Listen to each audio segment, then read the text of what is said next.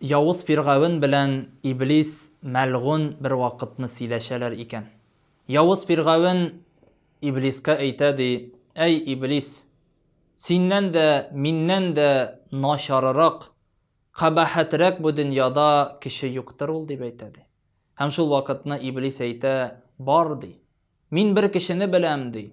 Ул кеше бер 40 яшьләрдәге бәндә ди.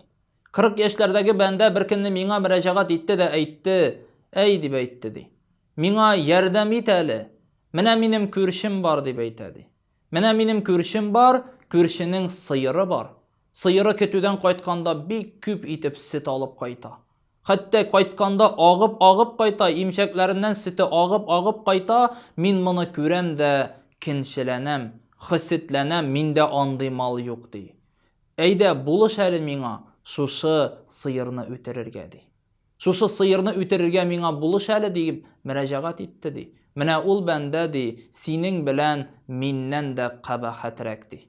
Ягъни без җәмәгать шушы кенләшүебез аркасында Иблистан да җәмәгать авыррак гынахларга дучар булабыз. Иблистан да начаррак эшләр башкарабыз икән, шушы гамәлләрдән дә Аллаһ Тәала ерак кылса иде. Иблистан ерак булсак иде, гамәл кылып, гыйбадәт кылып, гамәл кылып яшәргә Аллаһ Тәала насип әйләсә иде. Төрле кенләшүче бәндәләр бар икән, кинче бәндәләр бар икән. Без аларга әйтсәк иде, андый гамәлнең начар булуын, андый гамәлнең безгә бернинди файда китермәгәнлеген, андый уйның, андый фикернең дә хәтта начар юк юлга алып баруын аңлатсак иде. Диннән ерак булган бәндәләргә Аллаһ Тәала ислам диненә күнәргә, пәйгамбәребезнең Аллаһ Раббымызның кушканнарын үтәп, тыйганнарыннан тыелып яшәүләребезне дә насип вә миясәр кылса иде. Әссәламу алейкум ва рахматуллаһи ва баракатуһ.